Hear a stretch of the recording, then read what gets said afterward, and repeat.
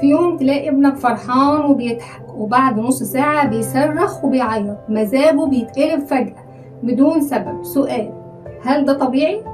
الأطفال فعلا بيكون عندهم تقلبات، لكن مش حادة ومستمرة.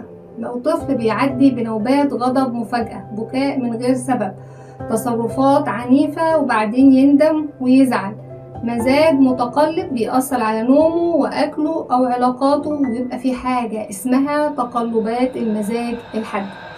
ايه هي الأسباب؟ ممكن يكون ضغط نفسي اتعرض ليه، أو اضطرابات عصبية عند الطفل، أو حتى مشاكل في التنظيم العاطفي داخل الأسرة. طب ايه الحل؟ الحل ان احنا نساعد الطفل ده ان هو يعبر عن غضبه بالكلام مش بالعنف.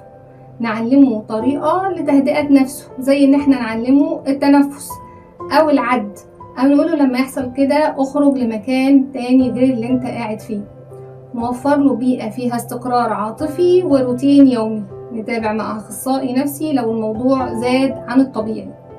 الطفل اللي مش فاهم مشاعره بيتصرف بعشوائية، علمه يحتوي نفسه بدل ما تعاقبه. شارك الفيديو مع اي حد بيقولك ابني عصبي ومش مفهوم.